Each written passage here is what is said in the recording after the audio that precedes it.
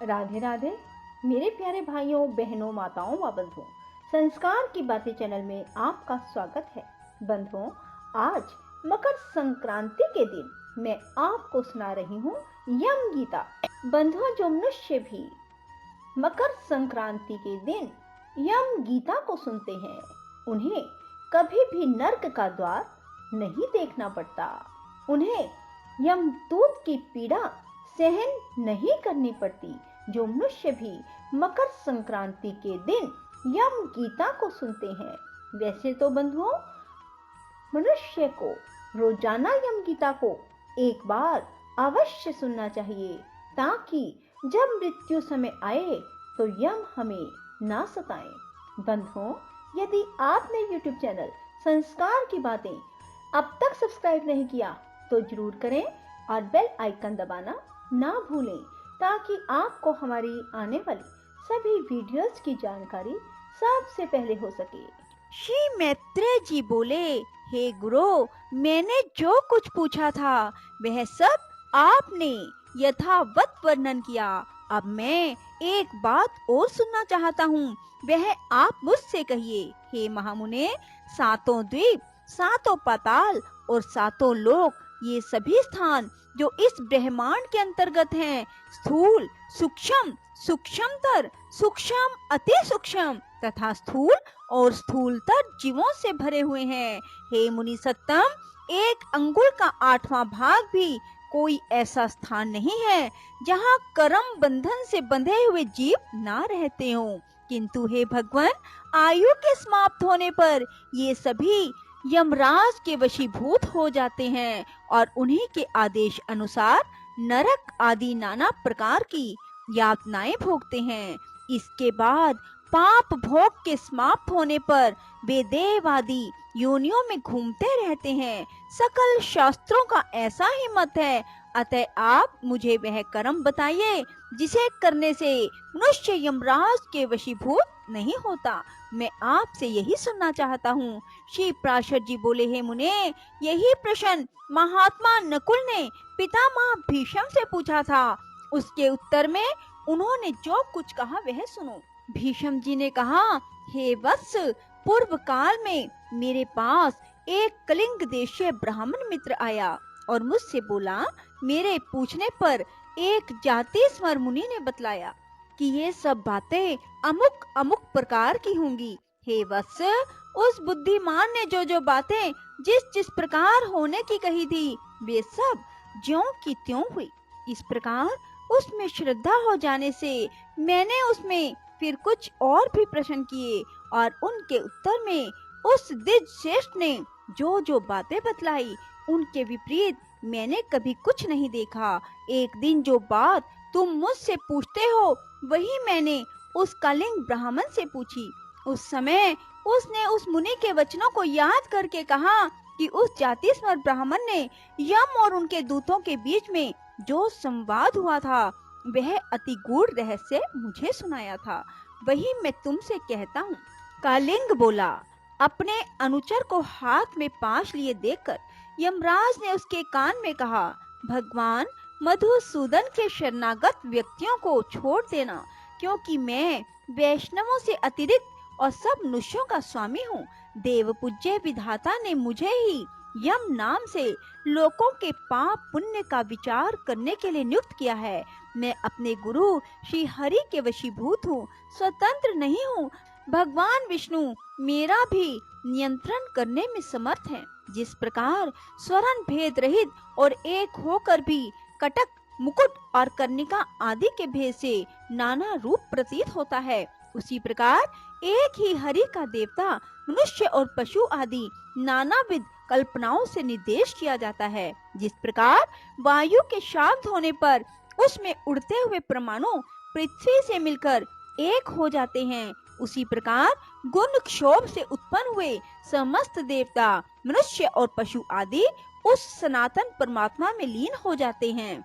जो भगवान के सुरवर वंदित चरण कमलों की परमात्म बुद्धि से वंदना करता है, घृत आहुति से प्रज्वलित अग्नि के समान समस्त पाप बंधन से मुक्त हुए उस पुरुष को तुम दूर ही से छोड़कर निकल जाना। यमराज के ऐसा वचन सुनकर पाश हस्त यमदूत ने उनसे पूछा, प्रभो, सबके विधाता भगवान हरि का भगत कैसा होता है, यह आप मुझसे कहिए। यमराज बोले, जो पुरुष अपने वरण धर्म से विचलित नहीं होता, अपने सुहृद और विपक्षियों के प्रति समान भाव रखता है, किसी का द्रव्य हरण नहीं करता, किसी जीव की हिंसा नहीं करता, उस अत्यंत राग आदि शून्य और निर्मल चित्त व्यक्ति को भगवान विष्णु का भगत जानो।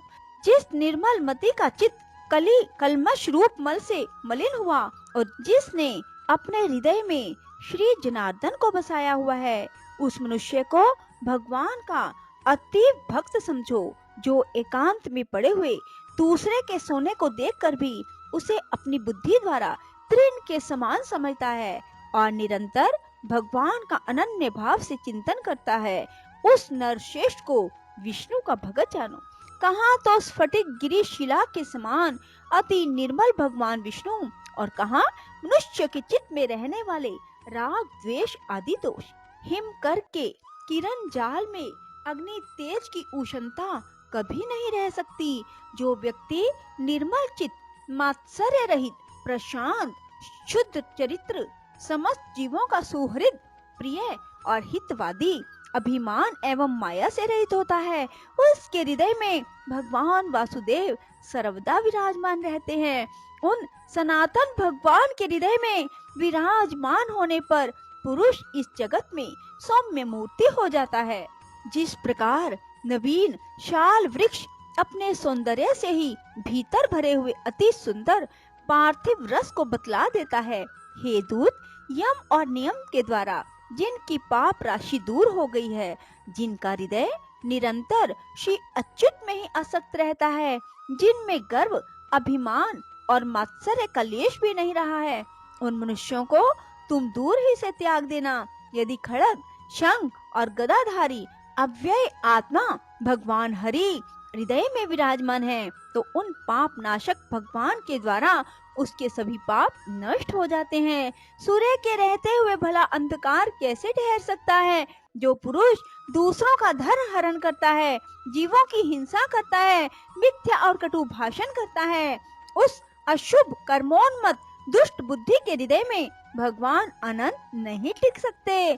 जो कुमति दूसरों के वैभव को नहीं देख सकता, जो दूसरों की निंदा करता है, साधु जनों का अपकार करता है तथा संपन्न होकर भी ना तो श्री विष्णु भगवान की पूजा करता है, ना उनके भक्तों को दान देता है, उस अधम के हृदय में श्री जनार्दन का निवास कभी नहीं हो सकता।